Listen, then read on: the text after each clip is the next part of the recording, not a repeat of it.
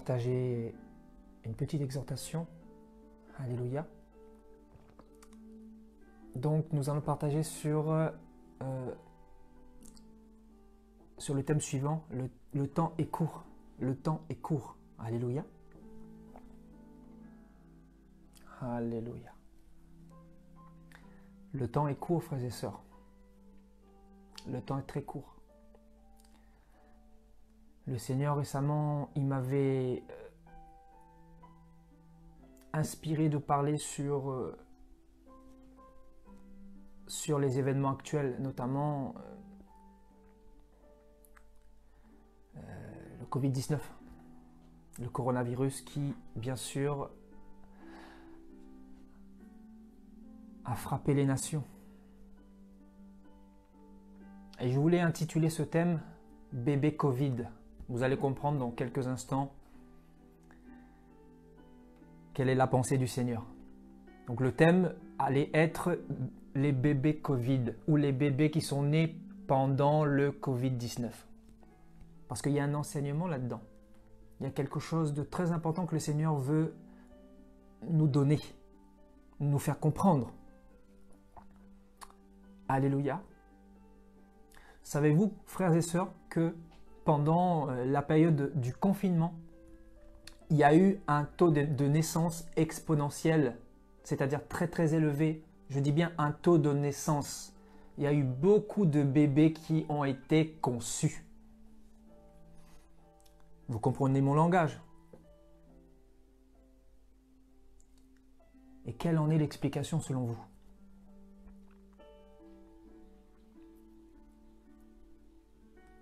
Vous pourrez voir hein, l'année prochaine, le taux de naissance, si vous calculez à partir du mois de mars à mai, le nombre de bébés qui vont venir dans le monde à partir de l'année prochaine. Parce qu'il faut 9 mois entre le temps de la conception et le temps des naissances.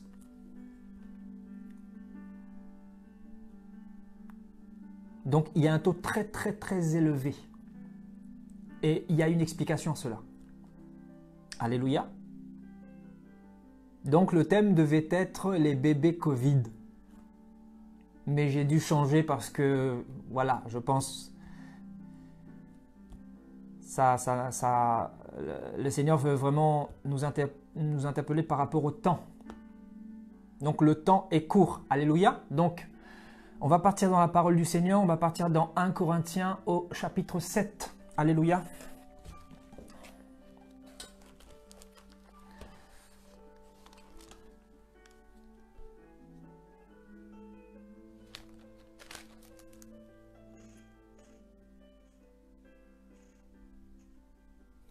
« 1 Corinthiens au chapitre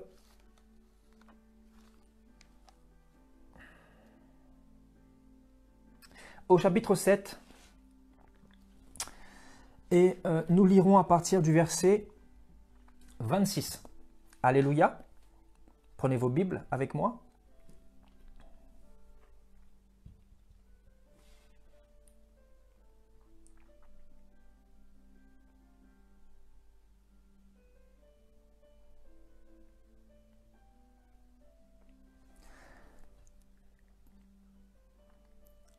Voici donc ce que j'estime bon, à cause des temps difficiles qui s'approchent.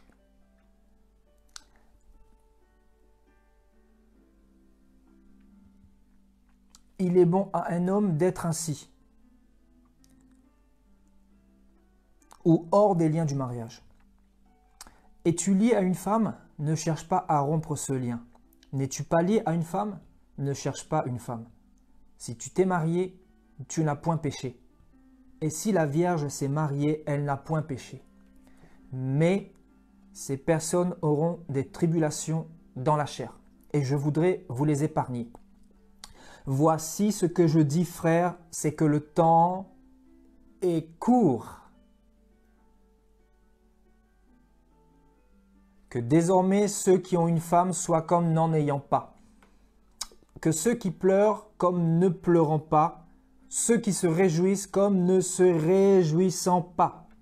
Ceux qui achètent ceux qui achètent, comme ne possédant pas, et ceux qui usent du monde comme n'en usant pas, car la figure de ce monde passe. Or, je voudrais que vous soyez sans inquiétude.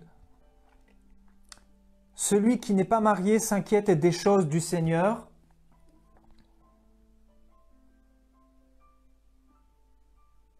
des moyens de plaire au Seigneur,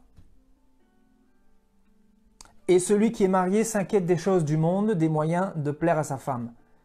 Il y a de même une différence entre la femme et la vierge. Celle qui n'est pas mariée s'inquiète des choses du Seigneur, afin d'être sainte de corps et d'esprit. Et celle qui est mariée s'inquiète des choses du monde, des moyens de plaire à son mari. Je dis cela dans votre intérêt. Ce n'est pas pour vous prendre au piège. C'est pour vous porter à ce qui est bienséant et propre, à vous attacher au Seigneur sans distraction. Alléluia.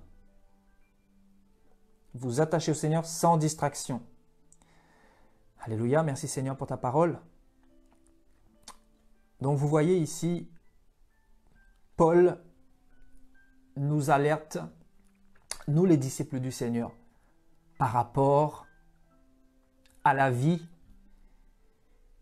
qui passe très vite, par rapport à la vie qui est éphémère, par rapport au temps difficile notamment, par rapport au temps qui est court. Le temps est très court. La vie d'un homme est de en moyenne 70 ans, à peu près. Donc si on fait les calculs, effectivement, le temps passe vite. Les années passent vite. Et souvent, nos pensées nous font défaut.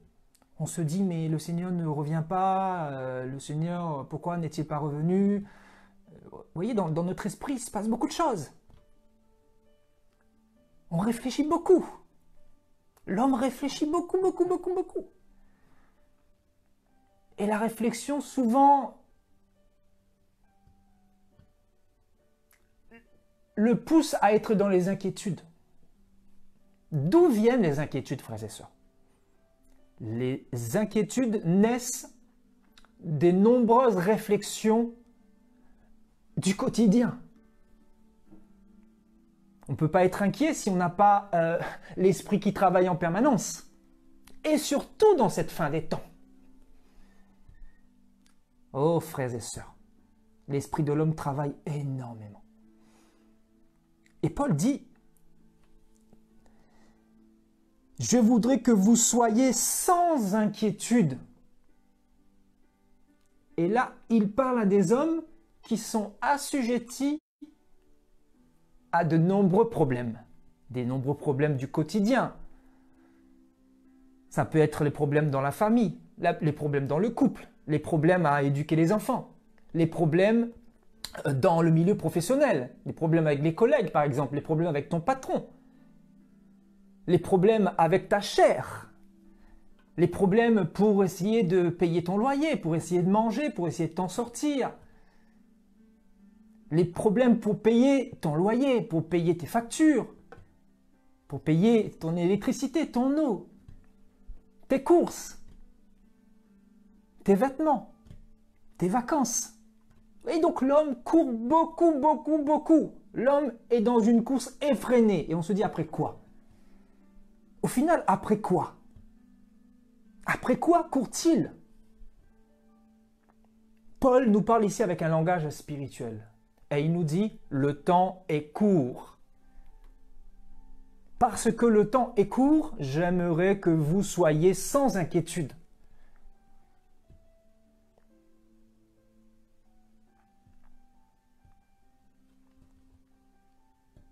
Parce que la figure de ce monde passe. La figure de ce monde passe. Qu'est-ce que cela veut dire?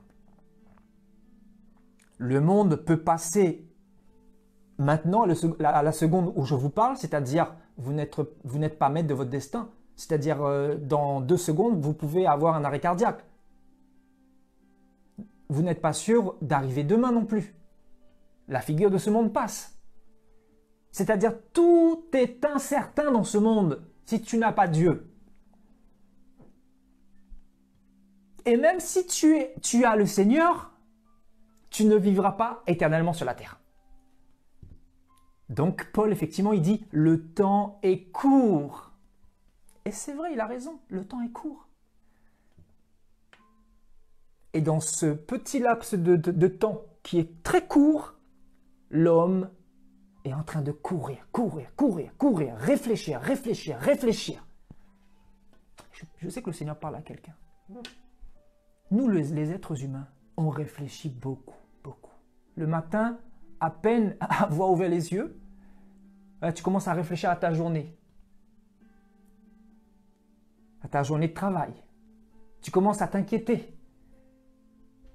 Parce que tu as un collègue qui te persécute. Un collègue qui te fait beaucoup de mal. Ton esprit commence à travailler. Tu commences à te mettre des fardeaux et des jougs. Tu commences la journée avec la tristesse. Et ton esprit est en réflexion. À peine que tu as ouvert les yeux. Et j'irais même dire que quand tu dors, tu es même dans la réflexion. Ton esprit est troublé. Parce que tu es chargé de tout ton quotidien, de tes nombreux problèmes, et donc tu n'as pas vraiment la paix. Donc tu dors mais sans dormir. Ton esprit n'est pas en paix. Tu es dans cette réflexion parce que peut-être il te manque des choses dans ta vie, parce que tu n'as pas le travail, parce que tu n'as pas encore cet enfant que tu veux avoir. Tu essaies de faire des enfants, etc. Tu n'y arrives pas, le Seigneur ne t'a pas donné, tu ne comprends pas. Donc ta tête travaille. Ta tête travaille beaucoup, tu es dans la réflexion. Et là, ta machine se fatigue. C'est pour ça que le Seigneur a dit « Venez à moi, vous tous qui êtes fatigués et chargés, je vous donnerai du repos. » Parce que si on regarde bien la vie d'un homme, c'est une vie chargée et de fatigue. Et pourtant, ce temps est court.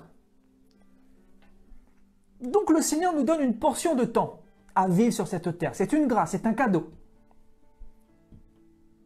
Et pendant ce temps qui est très court, l'homme se fatigue dû à de nombreuses préoccupations du quotidien. Voilà, tu as un avenir à faire, tu es beaucoup soucieux. Tu es soucieux parce que tu ne sais pas si tu vas réussir, tu es dans les doutes, tu es troublé, ton esprit est troublé, tu n'es pas tranquille. Alors que Paul dit, par le Saint-Esprit, j'aimerais que vous soyez sans inquiétude. Parce que oui, le passé t'a appartenu. Parce que tu connais ce qui est passé. Le présent, on va dire, t'appartient, mais à moitié. Parce que tu ne connais pas la seconde d'après ce qui va arriver. Mais le futur ne t'appartient pas. C'est-à-dire, tu peux faire des projets, tu peux mettre des choses en place, tu peux mettre une société en place, tu peux avoir des désirs de voyager, de faire le tour du monde, de faire un enfant, de te marier. Mais au final,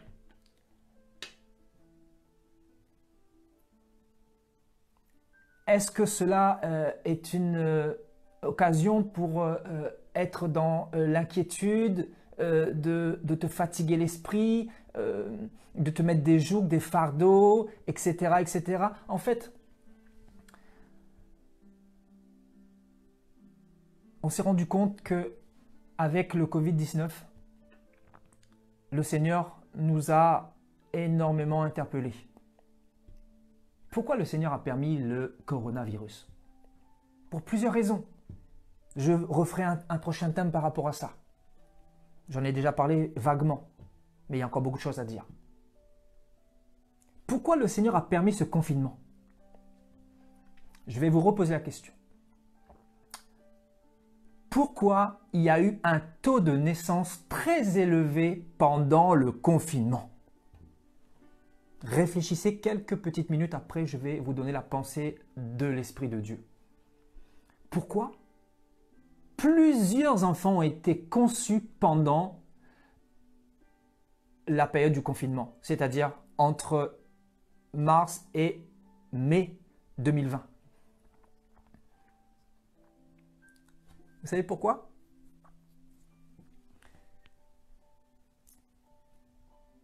C'est parce que les gens avaient plus de temps pour eux. Les gens avaient plus de temps pour eux. Parce qu'ils étaient confinés. Parce qu'ils étaient rassemblés. Parce qu'ils étaient ensemble. Parce qu'ils passaient plus de temps ensemble.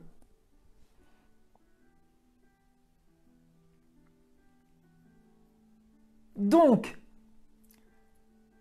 si il y a eu un taux de naissance très très élevé, ça veut dire que par rapport à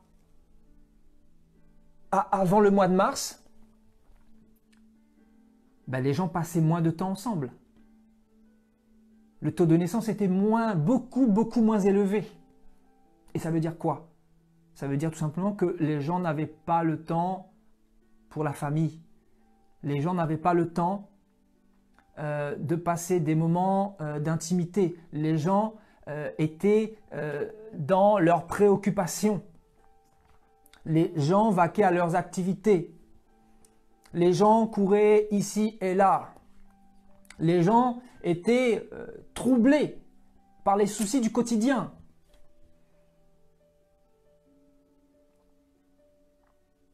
Et donc, dites-vous bien que si l'homme, avant le mois de mars, n'avait pas le temps pour la famille, imaginez-vous un peu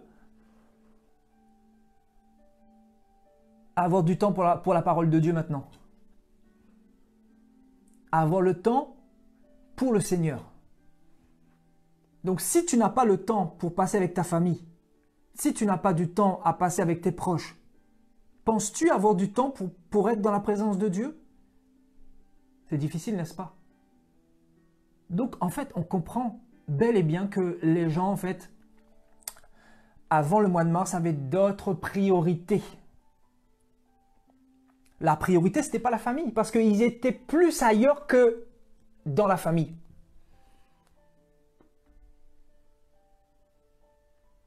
Ils étaient plus ailleurs que dans la parole de Dieu. Combien de personnes le Seigneur n'a-t-il pas restauré pendant la période du confinement? Combien de personnes ne se sont-elles pas rapprochées du Seigneur pendant la période du confinement? Combien de personnes n'ont-elles pas médité la parole du Seigneur pendant le confinement? Combien de personnes n'ont-elles pas été dans la prière pendant le confinement? En fait, quand on regarde l'avant et l'après confinement, on voit qu'il y a une différence. On voit qu'il y a quelque chose qui a changé. Vous voyez? Parce qu'on a eu plus de temps pour notre famille déjà. Donc, quand tu as plus de temps à passer avec ta femme ou ton mari, forcément, il y a plus de chances, par exemple, de concevoir un enfant. C'est logique. Parce que si tu n'es jamais à la maison, si tu rentres du travail, tu es accablé, fatigué, déjà fatigué d'un point de vue moral, de toutes les nombreuses inquiétudes dans ta profession. Tu es fatigué déjà dans le moral, tu es fatigué physiquement parce que ça engendre aussi une fatigue physique, une fatigue physiologique. Et donc, tu rentres chez toi, tu es fatigué. Donc, tu n'as plus le temps de t'occuper de ta femme, tu n'as plus le temps de t'occuper de ton mari, tu n'as plus le temps de t'occuper de tes enfants, de l'éducation de tes enfants, de l'instruction de tes enfants par rapport à la parole du Seigneur. Tu n'as plus le temps. Parce que tu cours, mais tu cours après quoi? Tu cours pour quoi? Et plus tu cours, plus tu es chargé des soucis du quotidien. Et ça s'en ressent dans le comportement des gens. Les gens sur les routes sont comme des animaux, sont comme des bêtes. Ce sont des sauvages. Il n'y a plus de compassion. Les gens sont speed. On se dit, mais les gens, ils courent après quoi? Paul dit que le temps est court. Je pense qu'il faut revoir nos priorités. C'est pour ça que je vous ai dit qu'à travers le Covid-19, le Seigneur a convoqué tous les chrétiens, tous ses enfants, pour nous dire que le temps est court. Le temps est court. Et regardez, pendant le confinement que le Seigneur a permis, le nombre de naissances, le nombre de bébés qui ont été conçus. Ça montre qu'auparavant, avant le mois de mars, avant le confinement, les gens n'avaient pas le temps. Les gens avaient beaucoup moins de temps. C'est logique. Et là, les gens avaient le temps. Donc, si les gens n'avaient pas le temps pour la famille, ben, les gens n'avaient pas non plus le temps pour la parole de Dieu, pour la prière, pour la méditation. Donc, je pense que le Seigneur nous parle à travers ce coronavirus. Le Seigneur veut nous interpeller toutes et tous. Le sujet du message, ce n'est pas qu'il ne faut plus aller travailler, ce n'est pas ça le message. Le sujet du message, ce n'est pas il ne faut plus sortir, il ne faut plus se balader, il ne faut plus aller voir les amis, la famille, ce n'est pas ça le centre du message.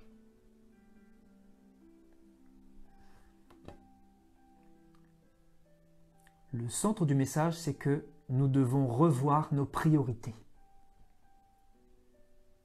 Parce que le temps est court. Et pendant ce temps court, nous devons préparer notre famille.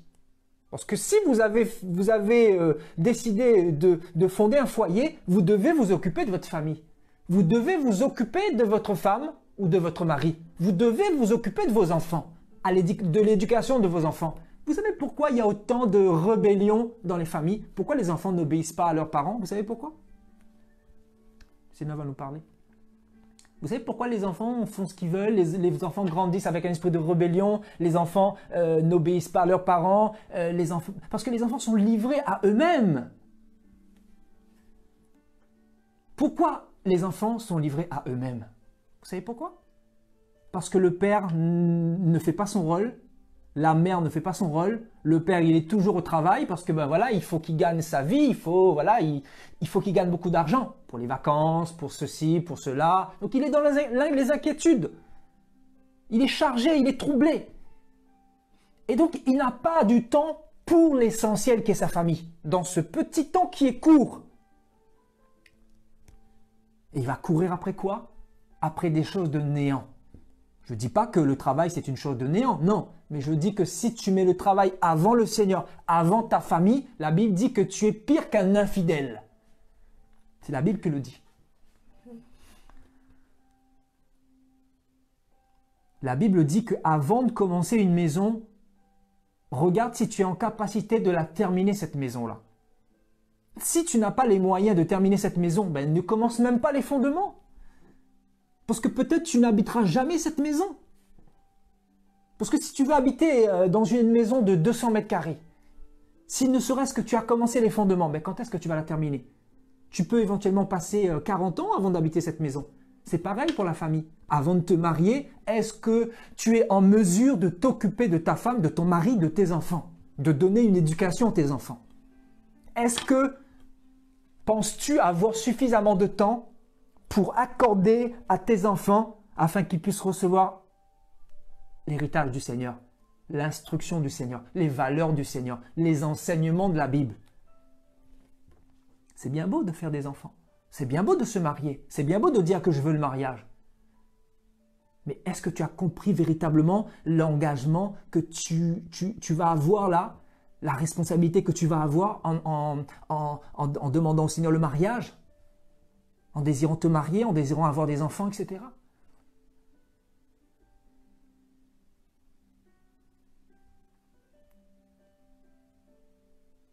Sais-tu la responsabilité que tu as en t'ayant engagé avec le Seigneur, en ayant donné ta vie à Jésus-Christ? Sais-tu que en donnant ta vie à Jésus-Christ, ton devoir, ta responsabilité, c'est d'accorder un temps au Seigneur tous les jours. Non pas pour le Seigneur, mais pour toi. Parce que si tu ne le fais pas, tu vas te refroidir. Tu ne seras plus éclairé. Tu ne seras plus dans la lumière.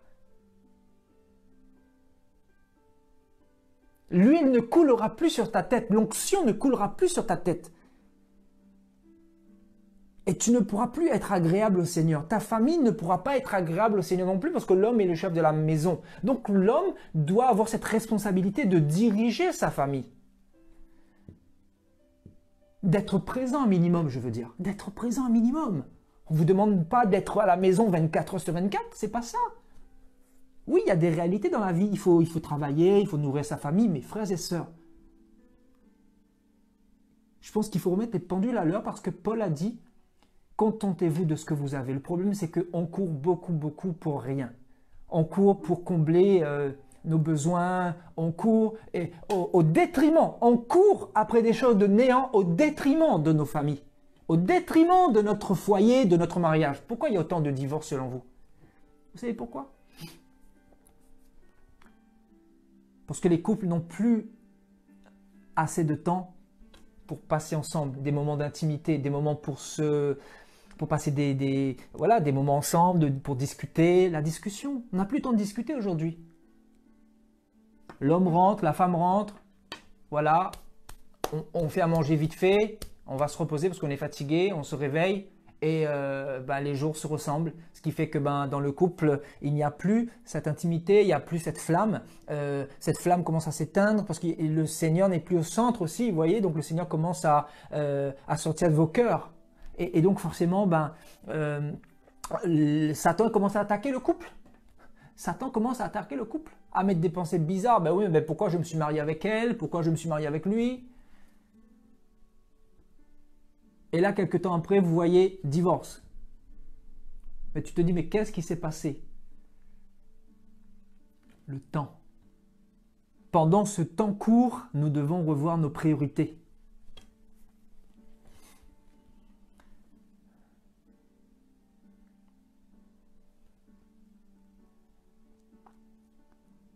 Paul dit, j'estime bon à cause des temps difficiles qui s'approchent. Les temps difficiles qui s'approchent. Il parle des temps difficiles. Il parle de quel temps là?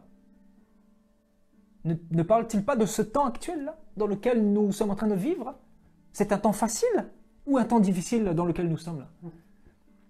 Coronavirus qui continue à frapper, qui continue à progresser. Le monde est ébranlé. Donc ce n'est pas des temps faciles. C'est des temps très difficiles, où il y a des gens qui meurent, où il n'y a pas la paix, où il y a l'angoisse. Les gens sont avec des masques. Vous imaginez un peu? Il faut revoir nos priorités. Et dans les priorités, il y a la famille. Et dans les priorités, il y a ta relation avec le Seigneur. Ta relation avec le Seigneur.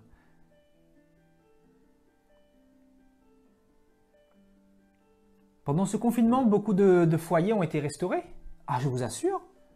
Beaucoup de couples ont été restaurés parce qu'avant, ils n'avaient pas le temps de se voir. Et là, ils avaient le temps de passer des bons moments ensemble, des moments d'intimité, des moments de repas convivial, des moments sans précipitation, des moments sans courir à droite et à gauche. Et moi, le premier. Ça m'a fait beaucoup de bien, le confinement. Moi, le premier.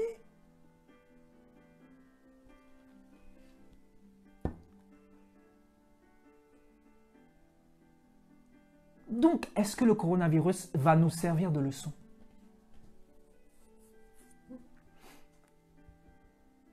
Parce que c'est bien de courir, mais si tu mets le Seigneur en seconde position, ta vie va ressembler à quoi là? On met le Seigneur en seconde position, alors qu'on doit mettre le Seigneur au centre, au milieu de ta vie, au milieu de tout ce que tu fais. Méditer la parole du Seigneur tous les jours. Recevoir les instructions du Seigneur tous les jours, être en prière tous les jours, se donner un temps pour le Seigneur. On a du temps pour tout.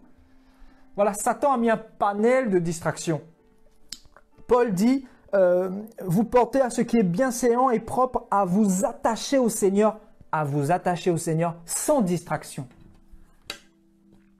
À vous attacher au Seigneur sans aucune distraction. Et plusieurs sont attachés au Seigneur, mais avec les distractions. Les distractions du quotidien. Je pourrais parler de des réseaux sociaux. Je pourrais parler de Internet. Je pourrais parler de la télévision. Je pourrais parler, je ne sais pas, de quelque chose que tu aimes beaucoup là, et au détriment de ta relation avec le Seigneur.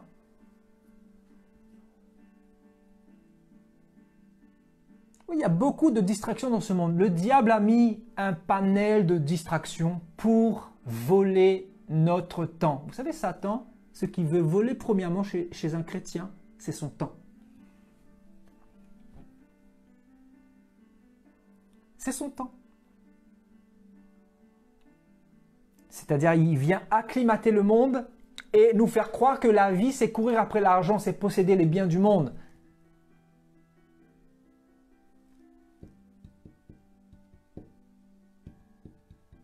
Posséder les biens du monde. Travailler comme un bourrin pour aller, pour essayer d'aller en vacances, pour essayer de payer les crédits, tout ça, parce qu'on a fait beaucoup de crédits, attention. Et les gens sont tenus comme il faut, les gens sont remplis comme il faut, les gens sont dans l'inquiétude comme il faut, les gens sont dans la réflexion comme il faut. Et l'être humain n'a pas été créé pour supporter des fardeaux comme pas possible. On n'a pas été créé pour ça. On a été créé pour être en paix avec le Seigneur, pour être en paix, en harmonie avec notre Créateur. On a été créé pour adorer le Seigneur. On a été créé pour prendre soin de notre famille, pour éduquer nos enfants, pour enseigner nos enfants, pour être présent pour notre famille, pour être présent pour son mari et pour sa femme.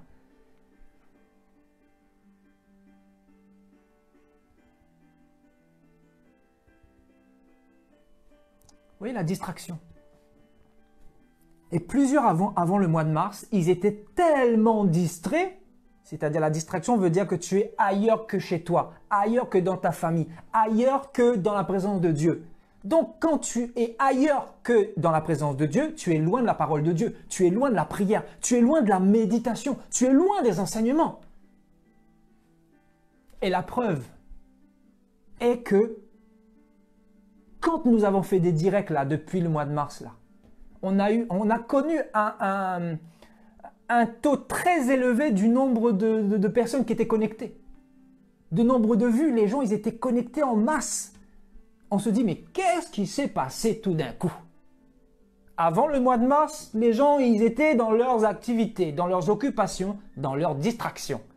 Mais à partir du 15 mars, on a vu un taux très élevé de personnes qui suivaient les enseignements. Que s'est-il passé?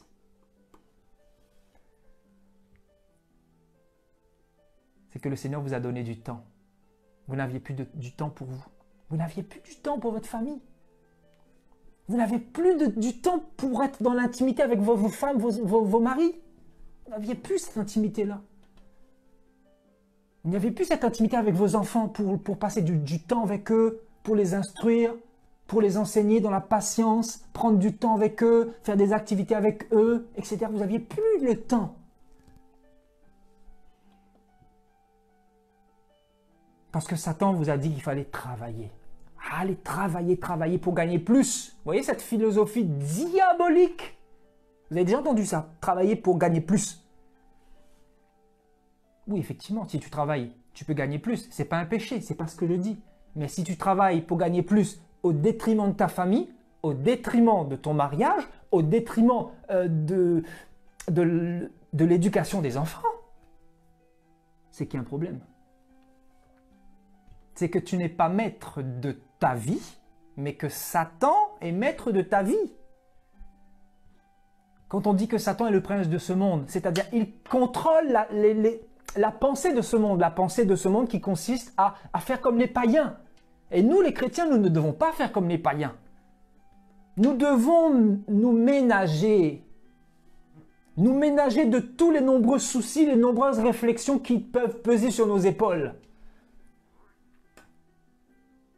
qu'on va où comme ça, là? Vous savez, le poids des soucis, des inquiétudes, des réflexions, ça nous écrase. Hein. Moi, le premier. Je suis quelqu'un qui est beaucoup dans la réflexion. Beaucoup, beaucoup, beaucoup.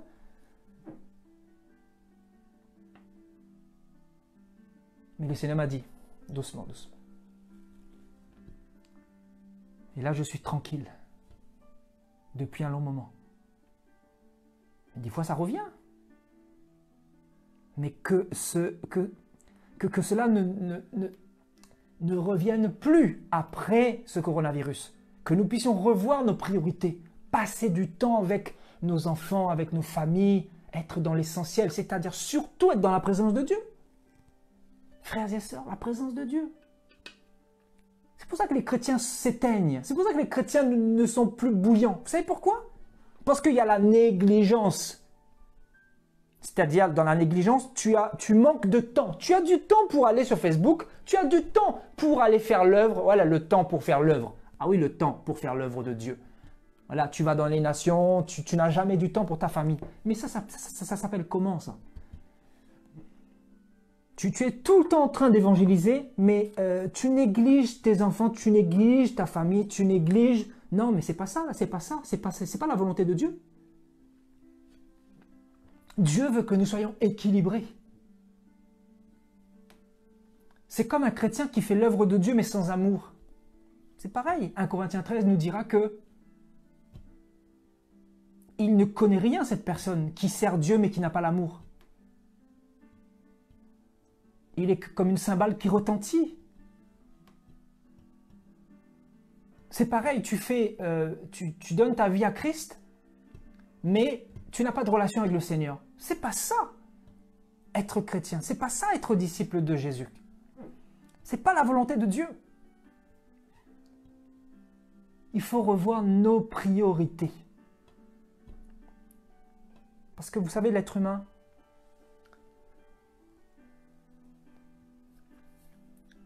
peut devenir tiède très facilement. Par contre, pour garder le feu, là, c'est difficile. Vous voyez, pendant le confinement, les gens avaient le feu. Le feu, le feu. Et vous voyez, après le confinement, à partir du mois de juin, vous pouvez constater que plusieurs sont retournés à leurs activités. Manque de temps dans la présence de Dieu, manque de temps pour méditer la parole, manque de temps pour écouter les enseignements qui peuvent les édifier, manque de temps pour leur intimité avec le Seigneur, manque de temps pour passer avec la famille. On se dit, mais qui a compris véritablement la leçon du coronavirus? C'est une leçon. C'est pour ça qu'il faut bénir le Seigneur pour le Covid-19. Je remercie le Seigneur personnellement, je vous dis. Je sais que si certains païens m'entendent, ils vont dire, bah, celui-là, il est illuminé. Il y a des gens qui meurent dehors et lui, il bénit le Seigneur. Ben oui, on bénit le Seigneur parce que dans le coronavirus, il y a eu des mauvaises choses, mais il y a aussi des bonnes choses qui ont été faites. Il y a des choses négatives, mais il y a des choses positives. Il y a eu un jugement, oui, pour les impies, pour les païens, mais il y a eu une restauration pour les enfants de Dieu. Il y a une restauration dans les foyers chrétiens. Il y a même eu des restaurations chez les païens. Vous savez, j'ai discuté avec des personnes qui ne sont pas en Christ et ils ont dit, effectivement, pendant ce confinement, ils ont pu passer du temps en famille comme jamais auparavant. Ils se sont rendus compte que ils ont pu passer beaucoup de temps en famille, faire des choses qu'ils n'avaient pas le temps de faire avant. Donc on se dit que si la vie ne se résume qu'à travailler, qu'à courir ici et là,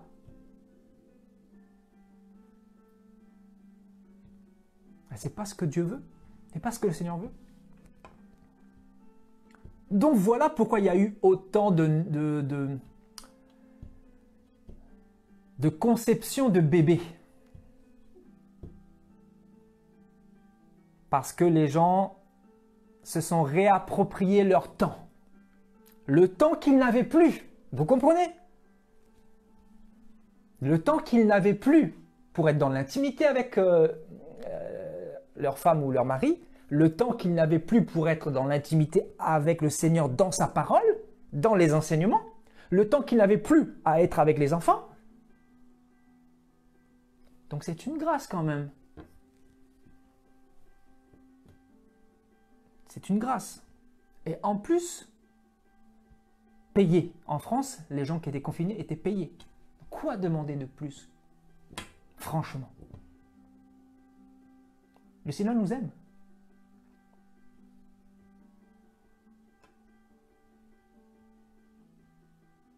Voici ce que je dis, frère, c'est que le temps est court. Le temps est court. C'est pour ça que le Seigneur permet de telles épreuves dans le monde, parce que les gens sont endormis. Voilà une explication.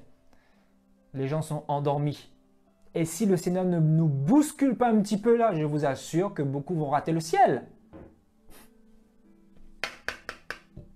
Beaucoup vont rater l'éternité. Beaucoup vont rater l'enlèvement de l'Église. Donc voyez ce Covid-19 comme un cadeau venu du ciel. Je vous le dis.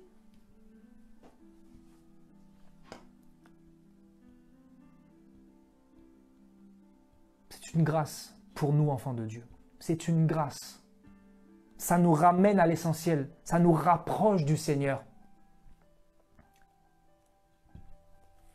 Vous savez, l'homme, quand tout va bien, il met Dieu loin, au loin. Il ne connaît pas Dieu. Et quand il commence à avoir un petit bobo, une petite maladie, oh mon Dieu, l'instinct, oh mon Dieu. Même s'il ne croit pas en Dieu, oh mon Dieu. Pourquoi oh mon Dieu? C'est quand tout va mal qu'on se tourne vers Dieu, malheureusement.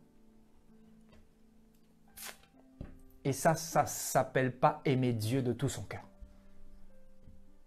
On n'aime pas Dieu de tout son cœur quand on se tourne vers lui que quand tout va mal. Non. On doit revoir notre chrétienté. On doit revoir notre conversion. On doit revoir notre conversion.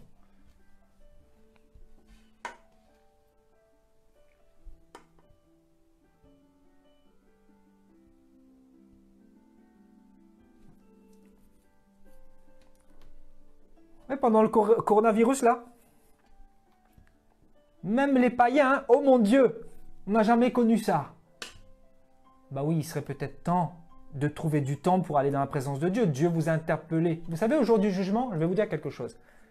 Tous ceux qui ont refusé le Seigneur ou de rechercher le Seigneur, tous ceux qui ont refusé de se tourner vers le Seigneur ou de rechercher le véritable Dieu, le Seigneur leur dira, j'ai permis le confinement. C'est moi qui ai permis.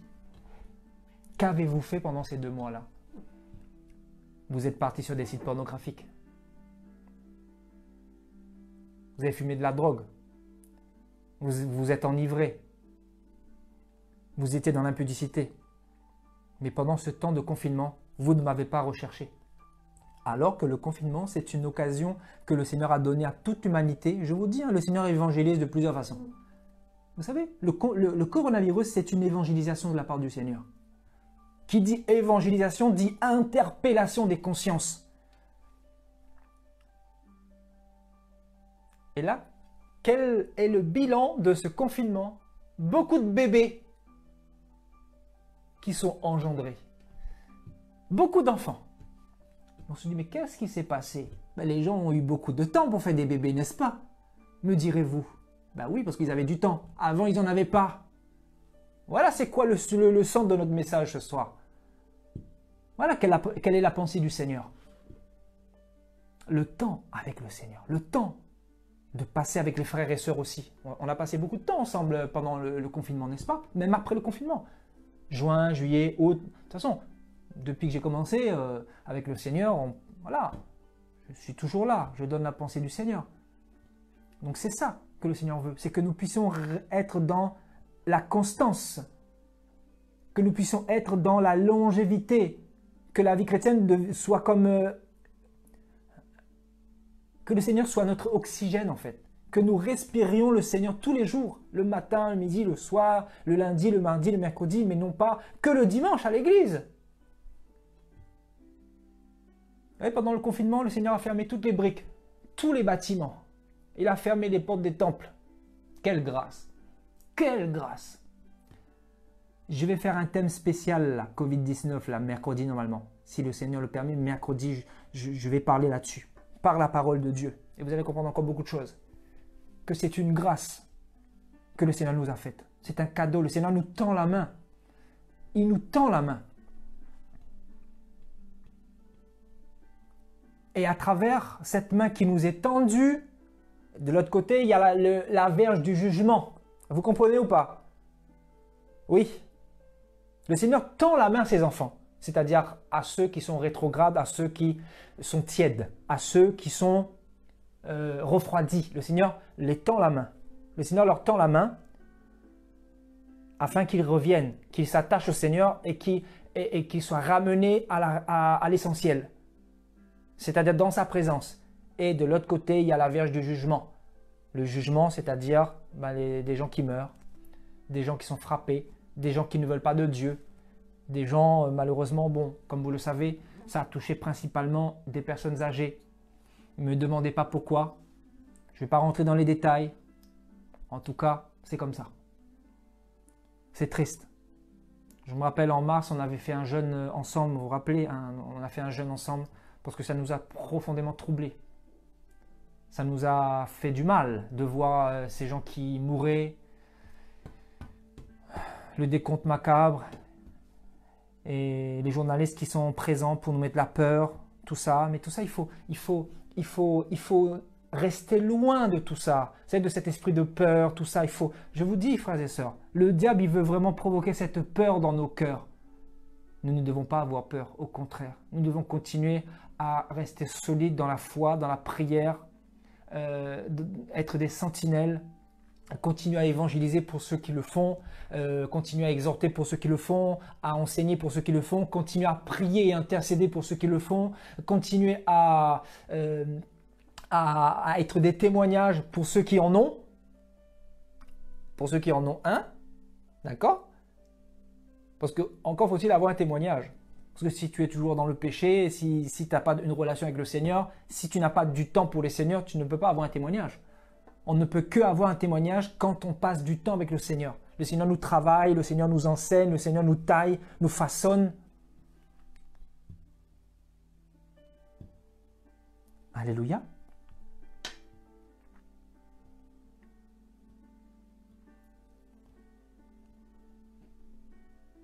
Vous voyez, il dit que ceux qui ont une femme soient comme n'en ayant pas.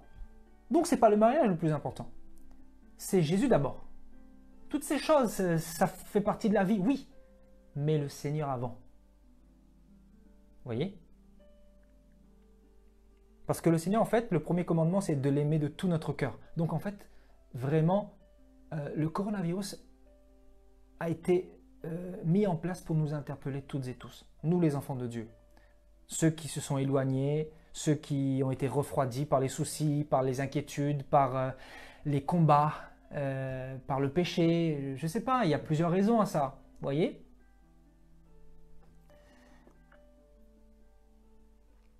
Que ceux qui achètent comme ne possédant pas. Donc tu cours pour posséder. Tu veux posséder les biens du monde. Mais ne sais-tu pas que tu vas laisser ça un jour là? Fini. La Bible dit que la terre sera brûlée. Ce monde est voué à la destruction. Tu construis pourquoi?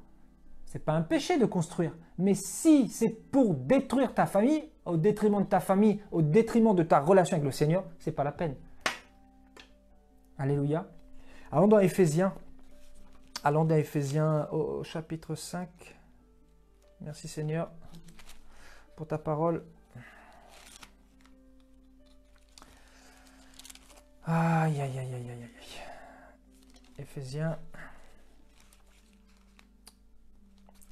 Éphésiens chapitre 5.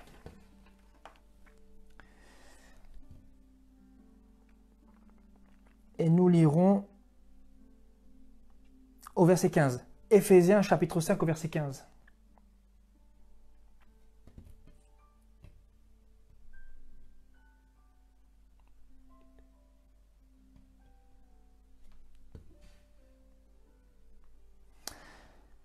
Prenez donc garde afin de vous conduire avec précaution, non comme des insensés, mais comme des sages. Rachetez le temps. Rachetez le temps. Car les jours sont mauvais. Vous voyez, Tout a été dit dans la parole du Seigneur. Racheter le temps. Et c'est quoi racheter le temps? C'est gagner du temps, c'est ne pas dépenser son temps n'importe comment. Revois tes priorités. Si quelque chose que tu fais vole ton temps, c'est qu'il y a un problème. Ton temps doit être en priorité pour le Seigneur, premièrement, et pour ta famille, deuxièmement. Ensuite, pour le travail. C'est très important. Et quand je parle du temps, bien sûr, le temps permet de passer du temps, d'avoir un échange, d'avoir de la communication. Vous voyez, donc, pendant le temps, il y a un échange qui se fait entre le Seigneur et nous. Il y a une communion qui se fait entre nous et lui. Voilà le but du temps. Pendant ce temps, il y a une communication qui se fait entre nous et notre femme. Entre notre femme et nous. Vous voyez ce que je veux dire? Dans ce temps, il y a une communication qui se fait entre nous et nos enfants. C'est-à-dire on les instruit, on passe du temps avec eux, on les éduque, on les enseigne, on les corrige, on les instruit, tout ça. Vous voyez? Le temps permet d'avoir un échange, d'avoir de la communication. Et ce lien de communication permet à ce que nous puissions porter des bons fruits. C'est-à-dire nous sommes arrosés par le Seigneur. Nous sommes éclairés par le Seigneur.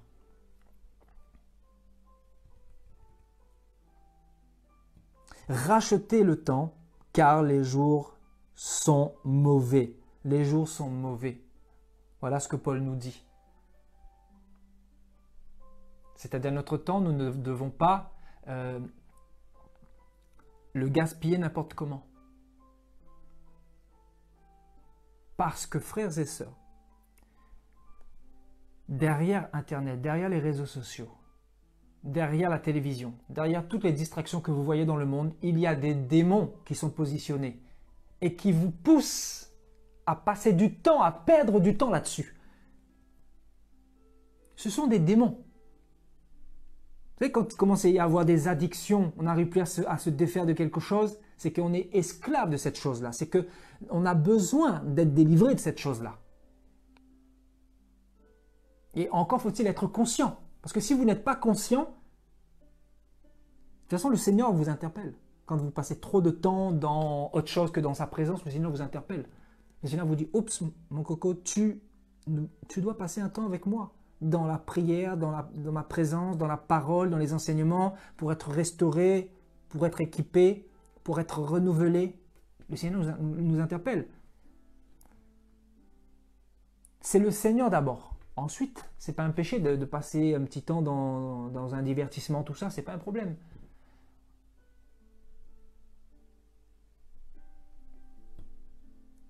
Alléluia. Voilà, les jours sont mauvais. C'est pourquoi ne soyez pas inconsidérés, mais comprenez quelle est la volonté de Dieu. Comprenez quelle est sa volonté. Quelle est sa volonté?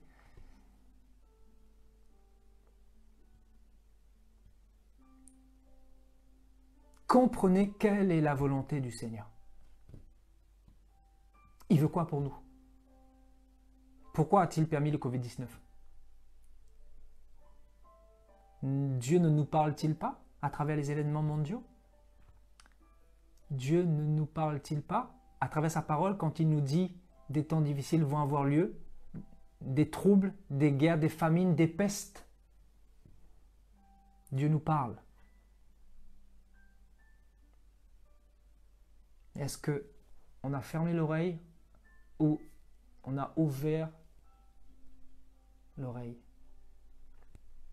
pour comprendre le message du Seigneur?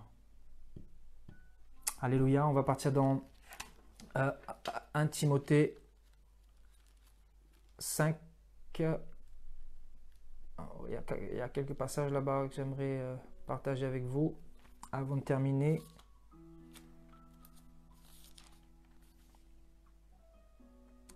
1 Timothée chapitre 5 au verset 8. Si quelqu'un n'a pas soin des siens, si quelqu'un n'a pas soin des siens, et principalement de ceux de sa famille, il a renié la foi. Et il est pire qu'un infidèle. Si quelqu'un n'a pas soin des siens, quand on parle des siens, bien sûr, il s'agit aussi des frères et sœurs, des chrétiens, de nos frères dans le Seigneur, de nos frères dans la foi. Si quelqu'un n'a pas soin des siens, et surtout de sa famille, il a renié la foi. Il est pire qu'un infidèle devant Dieu. Vous voyez? C'est pour ça que le Seigneur a permis le Covid-19 là. Pour nous ramener à nos responsabilités. Nos responsabilités, c'est bien sûr de passer du temps en famille, de se faire du bien, de nous instruire, passer du temps dans la présence de Dieu, d'être dans la méditation, la lecture quotidienne de la parole de Dieu. La prière, c'est important. Le jeûne, c'est important. Voilà, toutes ces choses-là. Être en relation avec le Seigneur. Voyez?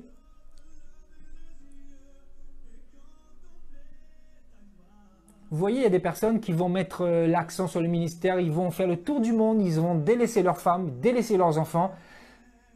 C'est pas ce que le Seigneur veut. C'est-à-dire, devant Dieu, ils n'ont pas la foi, ce sont des infidèles. Vous imaginez, ce sont des personnes qui servent le Seigneur, mais ils sont à côté de la plaque. Parce qu'ils ont délaissé leur famille, leurs enfants ne sont pas instruits, leurs enfants ne sont pas encadrés par le Père. Et il y a beaucoup de ministères comme ça. Des personnes qui courent ici, à droite, à gauche, voilà, parce qu'il faut faire l'œuvre de Dieu, tout ça. C'est pour ça qu'il est important de comprendre la parole. Alléluia.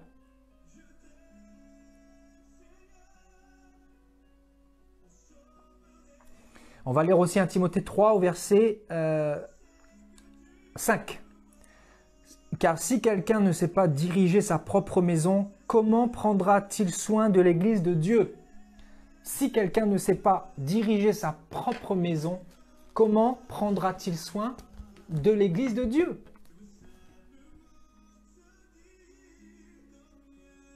Donc, il faut revoir nos priorités. On doit commencer d'abord par mettre le Seigneur au centre.